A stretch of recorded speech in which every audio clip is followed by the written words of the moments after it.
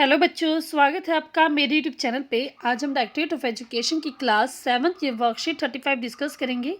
Subject है बच्चों इस वर्कशीट का सोशल साइंस और डेट है इस वर्कशीट की 19/5/2021। वर्कशीट को स्टार्ट करने से पहले आप सब बच्चों से मेरी रिक्वेस्ट है कि आप सब बच्चे मेरे चैनल ऋषभ कंप्यूटर क्लासेस को सब्सक्राइब जरूर कर दें, जिन बच्चों ने अभी तक मेरे चैनल को सब्सक्राइब नहीं किया हुआ है।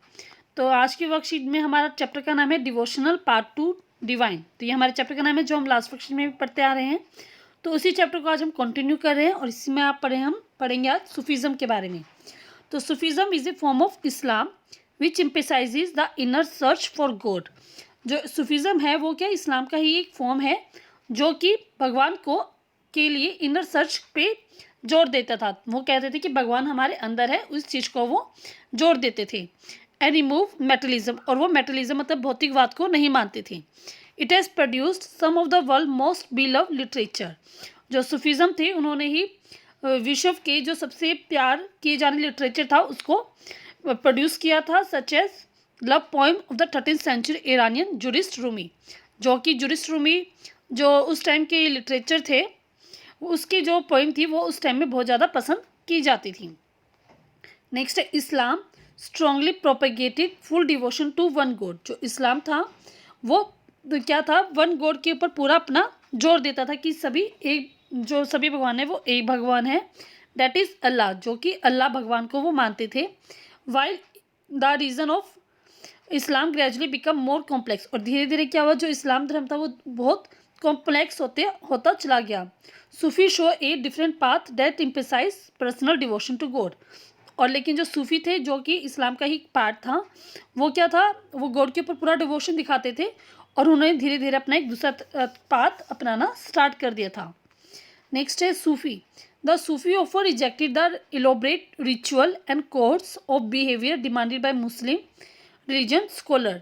तो अब इसमें ये बताइए कि किस प्रकार जो सूफी थे वो मुस्लिम से अलग होते चले गए। उन्होंने क्या किया, जो मुस्लिम धार्मिक विद्वानों के जो रिचुअल्स होते हैं, कर्म कांड होते हैं और जो उसके बिहेवियर होते हैं कि किस प्रकार पूजा करनी है, उसको वो रिजेक्ट करते चले गए, उनको अस्वीकार वो करते चले गए।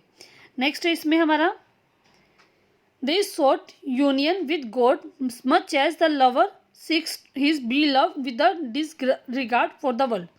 तो जो सूफी थे वो भगवान से उसी प्रकार प्यार करते थे जिस प्रकार कोई प्रेम करने वाला अपनी प्रेमिका से प्यार करता है। ठीक है, तो इसी प्रकार वो भगवान से प्यार करना चाहते थे। सूफी सन develop elaborate method of training through zikr, name, chanting, sama, singing, rag, dance, ethics, discussion, breath control, etc. under the supervision of औलिया और पीर। तो इसमें बताया गया कि जो सूफी संतों ने क्या किया, औलिया और पीर की देख रेख में जिक्र, और वो क्या करते, भगवान का नाम जपना, चैंटिंग मतलब भगवान का नाम जपना, गाने गाना, डांस करना, और जो भगवान की जो कथाएं होती हैं उनको इनके ऊपर विचार करना, वो सभी काम वो करते थे। इसका उन्होंने विकास किया। ठीक है। From the 11th century many sufi people came from central Asia and settle in India. 11th century में क्या हुआ, जो सेंट्रल एशिया से काफ़ी सारे सूफी लोग इंडिया में आए और वहाँ पे सेटल हो गए। The name of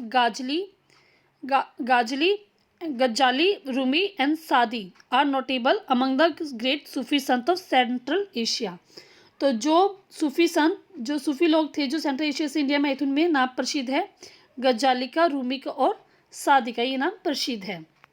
their was a long tradition of auliya such as Khwaja Moinuddin Chishti of Ajmer, Qutbuddin Bantaj Kaki of Delhi and Baba Farid of Punjab, Khwaja Nizamuddin Auliya of Delhi and Bandawaz Ghiyasuddin of Gulmarg. ठीक है, तो ये सभी नाम जो हैं उस टाइम के मेन जो औलिया थे उस टाइम के प्रसिद्ध औलिया हैं ये। तो ये सभी क्या हमारे औलियों की नाम है जो उस टाइम पे प्रसिद्ध थे। नेक्स्ट है 10 emerge is the silsilas the genealogy of Sufi teacher each following a slightly different method, tarika of instruction and ritual practices. तो इस प्रकार एक सिलसिला इमर्ज हुआ। सिलसिला एक नाम है, सिलसिला किसे कहते हैं, जो पीढ़ी दर पीढ़ी जो हमारे जो धर्म है, जो हमारी इंस्ट्रक्शन है वो फॉलो करते हैं, तो क्या कहलाता है बच्चों, सिलसिला। तो ये है geology of Sufi teacher each following a slightly different method, कि जैसे आपकी पीढ़ी है फिर उसके बाद नेक्स्ट पीढ़ी, तो यहाँ पे क्या नेक्स्ट से नेक्स्ट पीढ़ी में ये चलते चले जाना, इसको कहते हैं सिलसिला। और एक से दूसरे में जाने पे कुछ ना कुछ इनमें ट्रेडिशन में और इनके इंस्ट्रक्शन में कुछ ना कुछ चेंज आता चला गया। ठीक है, आगे देखते हैं इस वर्कशीट को हम। Sufi masters held assemblies in their khanqah. जो सूफी थे, जो लोग थे, वो अपनी सभाएं करते थे। कहाँ करते थे? वो खानकाहों में करते थे। Often people attributed Sufi master with miraculous power that could relieve other of their illness and trouble. तो लोगों का ये मानना था कि जो सूफी हैं उनके पास कोई जादुई शक्ति है जिससे वो लोगों के दुख और तकलीफ़ को वो ख़त्म कर देते हैं, बीमारी और तकलीफ़ों को दूर कर सकते हैं। द टॉम और दरगाह of A Sufi Sant became a place of pilgrimage to which thousands of people of all faith thronged। तो जो दरगाह थी सूफी संत की या टॉम थी, वो क्या हो गई थी, काफ़ी सारे जो लोग थे, थाउजेंड्स लोग थे, वो उनके लिए एक जहाँ पर हम अपना यात्रा करने जाते, धार्मिक यात्रा, वो एक स्थान बन गया था जहाँ पर सभी लोग आते थे और अपनी अपनी जो तकलीफ़ें थे वहाँ पर सुनाते थे। Devotee use to discuss spiritual matters, sought the blessings of the sant in solving their worldly problems और simply attended the music and dance session। तो इसमें क्या था कि जो हज़ारों लोग दूर दूर से आते थे, वो अपनी दुनियादारी की समस्या को सुलझाने के लिए संतों से आशीर्वाद मांगते थे, ब्लेसिंग मांगते थे, और साथ ही साथ संगीत और डांस के जलसों में शामिल होकर वो चले जाते थे और अपनी प्रॉब्लम सॉल्व करने के लिए वो यहाँ पर आते थे। ठीक, आगे देखते हैं इसको वर्कशीट को हम। The Sant had much in common with the Sufi.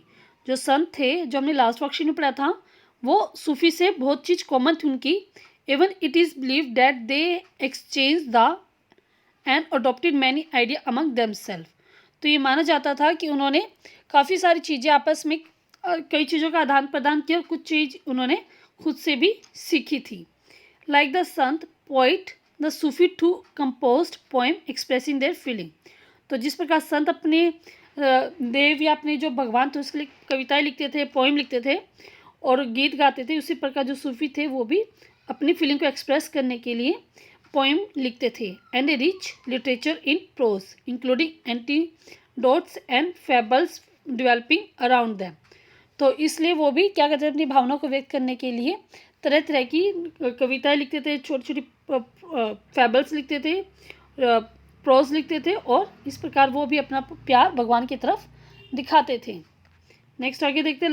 Like the Nathpanthi siddha and yogi, the sufi top believe that the heart can be train to look at the world in a different way. तो जो नागपंथी थे, सिद्धो थे और योगी थे की तरह ये भी मानते थे कि दुनिया के प्रति अलग नजरिया अपनाने के लिए दिल को सिखाया या पढ़ाया जा सकता है, मतलब हम अपनी सोच को चेंज कर सकते हैं, ऐसा वो समझते थे। ठीक है बच्चों, ये पूरी वर्कशीट के हमारे पैराग्राफ थे। अब हम देखते हैं इस वर्कशीट के क्वेश्चन आंसर।